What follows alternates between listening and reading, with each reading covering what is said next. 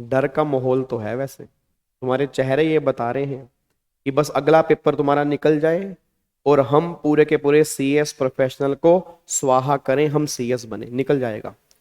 Advance text से इतना डरोगे ना, उतना दिक्कत देगा वो आपको। मैंने पहले भी कहा ना, आई लव यू बोलोगे, आई लव यू टू बोलेगा, ये हेट यू बोलेगा, ये हेट यू टू बोलेगा।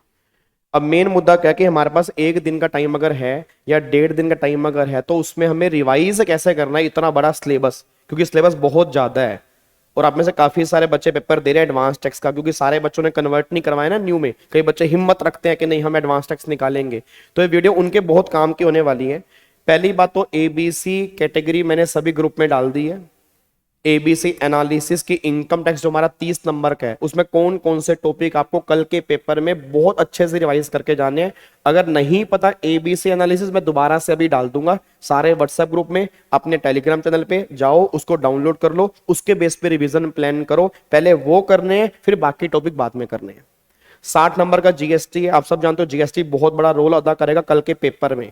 तो 60 नंबर का जीएसटी है, उसका भी एबीसी एनालिसिस मैंने बना के डाल दिया है। और सेम कस्टम जो 10 नंबर का है, उसका भी एबीसी एनालिसिस मैंने बना के डाल दिया कि कौन कौन से टॉपिक इंपॉर्टेंट है। अब कल के पेपर से पहले बस एक बात ध्यान देना, मैंने एक तो ना एक वीडियो डाली थी, फिर वही बहुत प्रॉब्लम क्या है, बच्चा कहता है सर वो हमें देखनी नहीं देखनी। मैंने एक वीडियो बना के डाली है कि पेपर को प्रेजेंट कैसे करना है, कि टेक्स्ट के टॉपर्स जिसके 75 मार्क्स एक बच्चे कहे थे, तो पेपर प्रेजेंट कैसे करना है, एक बार वो वीडियो देख लेना, कल के एग्जाम से पहले आपकी बहुत हेल्प करेगी। उसके अंदर मैंने कुछ मेन मेन बातें बताई हैं, 9 पॉइंट्स मैंने बताए हैं। नहीं तो मैं क्रक्स को तो मैं क्रक्स बोल देता हूं, क्रक्स क्या क्या है। पहली बात, 15 मिनट को अच्छे से यूज कर लेना, 15 मिनट में सिलेक्ट करना कल के पेपर में क्वेश्चन करना कौन सा है, क्योंकि सबसे मेन बात होती है एडवांस टेक्स्ट में पेपर पूरा होके आना। बच्चे के तो हाथ पैर वहीं ठंडे, जैसे पेपर हाथ में आया भाई एडवांस टेक्स्ट तो भाई फाड़ दी हमारी, भाई भाई ये नहीं हो पाएगा। सर कहने से कुछ नहीं होगा ना, पेपर क्लियर करना पड़ेगा, समझो बिना पेपर क्लियर किए आप सीएस नहीं बन सकते। या तो न्यू सिलेबस की बात करो, वहां पे टेंशन ही खत्म हो चुकी है बच्चों की, कि बच्चा कह रहा है ऐसे की तैसे इस पेपर के हम इसको लेंगे ही नहीं। एक तो बात वो है। बट अगर मान लो ओखली में सर दे दिया, तो अगर ओखली में सर दे दिया ना, तो घबराने की बात नहीं है, पेपर को हैंडल करो और कल का पेपर निकाल के आओ और उन लोगों को जवाब दो जो कहते थे कि भैया तू टैक्स नहीं पढ़ सकता। बट थोड़ा कॉन्फिडेंस लेके आना पड़ेगा। तो 15 मिनट को अच्छे से यूज करना, टेबल फॉर्म प्रेजेंटेशन होनी चाहिए, आपकी कटिंग कम से कम होनी चाहिए, सबसे ऊपर क्वेश्चन की हेडिंग लिखो कि वो क्या मांग रहा है, पहले हेडिंग लिखो, फिर जहां जहां अंडरलाइन करना है अंडरलाइन करके आओ। उसके बाद फिर एक बात और ध्यान देना, जब तुम पहले अटेंड करना जीएसटी, फिर तुम करना कस्टम, अगर तुम्हें कस्टम आता फिर तुम करना इनकम टैक्स। और जीएसटी के अंदर भी वो क्वेश्चन करना जो तुम्हें पहले अच्छे से आते हैं, और पूरी कोशिश करना पेपर पूरा 100 नंबर अटेम्प्ट करने की। स्टेप वाइज मार्किंग होती है, और सीएस इंस्टीट्यूट वैसे भी अच्छी खासी ग्रेस नंबर देता है, 10 से 12 नंबर की ग्रेस मिलती है टैक्स के पेपर में। उसको पता है बच्चे नहीं पूरा अटेंड कर पाएंगे, तो अगर पेपर करके ही नहीं आओगे तो वो ग्रेस नंबर भी क्या देगा। तो कोशिश करना पेपर पूरा अच्छे से करके आने की। क्या बात मेरे समझ में आ रही है? आईटीसी के टॉपिक को बहुत ध्यान से पढ़ना, इस पर एक क्वेश्चन कंफर्म आईटीसी में से बनेगा। मे बी वो रूल 42 या 43 का भी हो सकता है, या नॉर्मल सेक्शन 17 का भी हो सकता है, उसमें से क्वेश्चन पक्का बनेगा।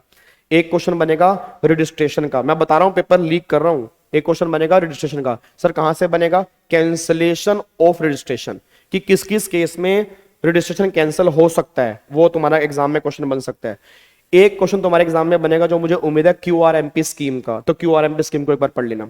एक क्वेश्चन ई इनवॉइस और डायनेमिक क्यूआर कोड का, ये बन सकता है, ये बात ध्यान देना। एक क्वेश्चन बनेगा एडवांस रूलिंग का क्वेश्चन, एक क्वेश्चन बनेगा चांस है एडवांस रूलिंग का। उसके बाद फिर एक क्वेश्चन बनने की पूरी पूरी उम्मीद है टाइम ऑफ सप्लाई में से, इस बार एक क्वेश्चन बनेगा टाइम ऑफ सप्लाई के अंदर, बहुत ध्यान से पढ़ के जाना। एक क्वेश्चन बनेगा वैल्यूएशन प्लस में एग्जामिशन की इंटरलिंकिंग का, तो वैल्यूएशन और एग्जाम्पशन एक बार अच्छे तरीके से पढ़ लेना। एक क्वेश्चन बनेगा आरसीएम का, ये तो फिक्स है जो आपके एग्जाम में क्वेश्चन बनेंगे, आप कल जाके देख लेना। बात करो इनकम टैक्स, एक क्वेश्चन मैट का बन चुका है, मैट में से इस पर पक्का पक्का क्वेश्चन बनेगा। एक क्वेश्चन बनेगा सेक्शन 115 बीएससी का, जो मुझे उम्मीद है जो ऑप्शनल स्कीम और डिफॉल्ट स्कीम है उसमें से एक क्वेश्चन आपके एग्जाम में सीएस प्रोफेशनल के पेपर में कल बनने की मुझे उम्मीद है। एक क्वेश्चन बनेगा बुक प्रॉफिट की कैलकुलेशन का, पार्टनरशिप फॉर्म वाला जी। एक क्वेश्चन बनेगा गार और सार में से, क्वेश्चन बनेगा गार और सार में से। फिर एक क्वेश्चन बनेगा डीटी डबल ए सेक्शन 91, जो क्रेडिट निकालने वाला होता है कि हमें रीफ कितना मिलेगा, सेक्शन नंबर 91 का। और एक क्वेश्चन बनेगा सेक्शन हमारा टीपी के चैप्टर में जो एपीए है, एडवांस प्राइसिंग एग्रीमेंट या रोल बैक प्रोविजन, उसमें से क्वेश्चन बनने की पूरी पूरी उम्मीद है। और कस्टम में एक क्वेश्चन बनेगा वैल्यूएशन का, वो तो बनता ही बनता है। और एक क्वेश्चन जो बनेगा वो बैगेज या डीबी के में से क्वेश्चन पक्का आपके एग्जाम में बनेगा। तो इस तरह से आपको तैयारी करके जानी है, टाइम बहुत कम है, लग जाओ। मुझे कोई डाउट्स हो मुझे ऑडियो के थ्रू भेजना, मैसेज मत भेजना, क्योंकि मैसेज का रिप्लाई करने में टाइम लगता है। ऑडियो के थ्रू जल्दी कन्वर्सेशन हो सकती है, ठीक है जी। All the very very best. मैं उम्मीद करता हूं सारे के सारे बच्चे एग्जाम निकाल के आएंगे। टेंशन बिल्कुल मत लेना, आपने बहुत सारे एफर्ट्स किए हैं। अपने ऊपर कॉन्फिडेंस रखना, अपने ऊपर बिलीव करना। बिलीव में अगर आपको अपने ऊपर बिलीव है तो दुनिया तुम्हारा कुछ भी नहीं उखाड़ पाएगी, तुम एग्जाम निकाल के आओगे पक्का पक्का। थैंक यू सो मच, जय Hind, God bless you, love you all.